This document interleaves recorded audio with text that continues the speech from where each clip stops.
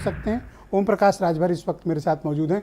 ओम प्रकाश जी, बहुत शुक्रिया, थोड़ा विलम्ब हुआ आपको आने में, लेकिन धन्यवाद हमें ज्वाइन करने के लिए। और ऐसी चर्चा और ये बात कही जा रही है, लगभग लोग कंफर्म कर रहे हैं कि 18 जुलाई को आप दिल्ली जा रहे हैं, आपकी बीजेपी आला कमान के साथ कोई बैठक होने जा रही। तो मुझे आप गठबंधन किन शर्तों पे हुआ बता सकते हैं?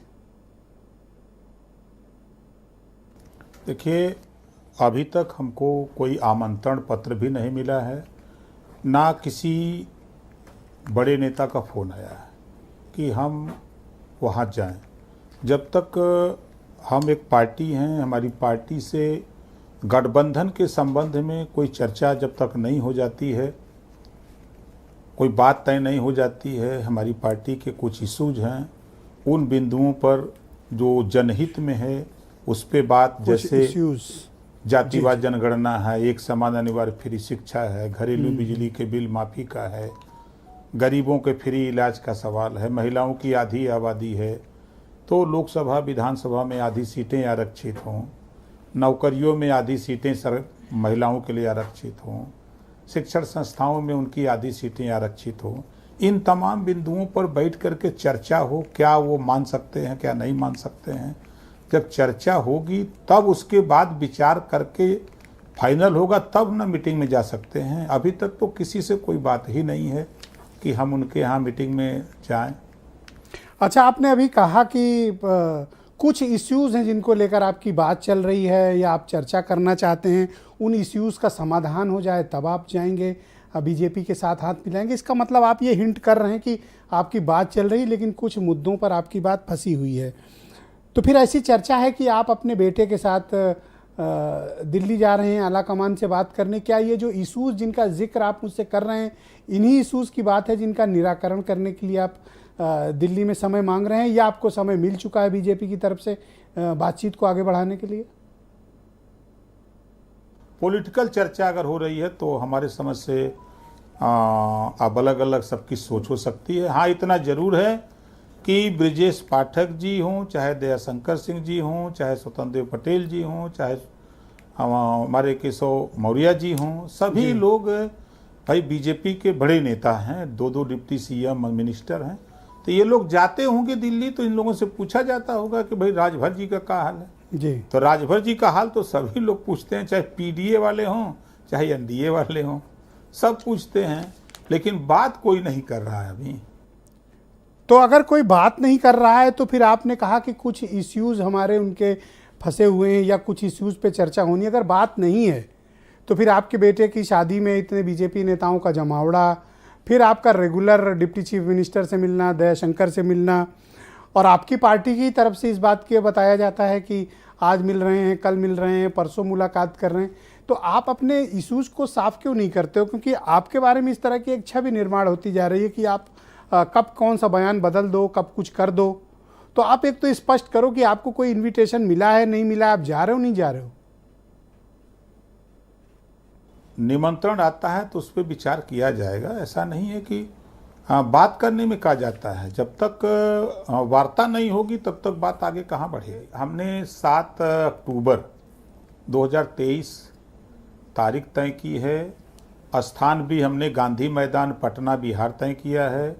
वंचित शोषित जागरण महारैली का कार्यक्रम रखा है। उसके पहले हम अब इधर खाली हो गए हैं, अब जो पार्टियों के बड़े नेता हैं उनसे मिल करके बातचीत करके हम फाइनल करेंगे कि कौन साथ चलेगा, हमारे किसके साथ दोस्ती होगी।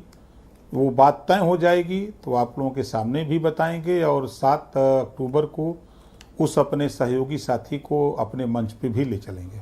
अच्छा, मैं आपके सामने 2 विकल्प प्रस्तुत करता हूं, क्योंकि उत्तर प्रदेश की राजनीति वर्टिकली डिवाइडेड है 2 बड़ी पॉलिटिकल पार्टियों और उनके अलायंस के बीच। एक है एनडीए जिसका नेतृत्व बीजेपी कर रही है, और यूपी में एक पीडीए बन रहा है जिसका नेतृत्व समाजवादी पार्टी कर रही है। आपका झुकाव पीडीए जो पिछड़ा दलित अल्पसंख्यक वाली पार्टी के साथ रहेगा, या फिर एनडीए के साथ रहेगा? वैसे समाजवादी पार्टी कई बार साफ कर चुकी है कि आपके लिए उसके दरवाजे पूरी तरह से बंद हैं, खिड़की भी बंद है, छज्जा भी बंद है, और आपको कहीं से घुसने नहीं देंगे। ये कोई भी अगर जो बुलाता है बात करने के लिए, तो बात करने में क्या जाता है। कोई हमसे बात करके थोड़ा गठबंधन कर लेगा। जो हमारी चीज़ें हैं, पार्टी है, पार्टी से सीटों के संबंध में जो बातें होंगी, विचारों के जो जनता के हित की कुछ बातें होंगी, जब बातें तय होंगी तभी ना उसमें हम लोग समझौते में जा सकते हैं। देखिए, एक तरफ आपके बारे में चर्चा है कि आप किसी के भी साथ कभी भी जा सकते हैं। आपने कहा कि मायावती के साथ भी आप कोई अलायंस कर सकते हैं, कांग्रेस को भी आप साथ लाने की बात कर रहे थे। फिर आप कह रहे हैं कि हमारी बीजेपी से चर्चा अगर बुला लें तो चले जाएंगे। तो कोई एक स्टैंड तो पार्टी की एक विचारधारा तो होगी कि कोई भी आपको बुला लेगा आप चले जाओगे। फिर आप अगली सुबह कहोगे कि नहीं, हमें मायावती के साथ बात करनी, उन्हें प्रधानमंत्री बनाना है। फिर आप कहोगे कि कांग्रेस और आरएलडी ये सब बीएसपी मिलकर साथ क्यों नहीं आ जाते हैं।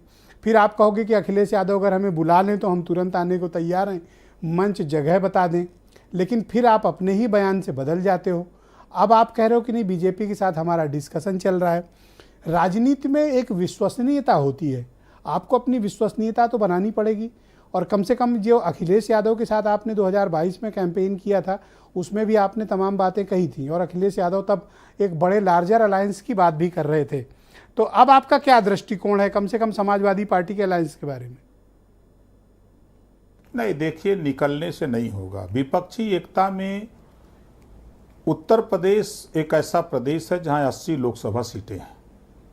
यूपी में मायावती जी, जयंत जी और राजभर, सोनिया जी, अखिलेश जी, नीतीश जी जब तक एक मंच पे नहीं होंगे तब तक यूपी की राजनीति में कोई बदलाव नहीं हो सकता है। अच्छा, मैं अभी आपके 2-3 स्टेटमेंट चलाया हूं जिसमें आपने बीजेपी नेताओं के प्रति काफ़ी कठोर शब्दों का इस्तेमाल किया, और कठोर से भी आगे निकल जाए तो उसको हमारे यहाँ गाली कहते हैं। अच्छा, गाली भी अगर थोड़ा सा वो ज़्यादा लगे तो कहते हैं अपमानजनक शब्दों का इस्तेमाल। आपने बीजेपी नेताओं के खिलाफ भीड़ को भी उकसाया, उनकी पिटाई कराने, उनको गाली गलौज करने, तमाम अपमानजनक बातें कही हैं। लेकिन अब आप उन्हीं के साथ दोस्ती करने को आतुर हो, तैयार हो, उनके साथ उठते बैठते हो।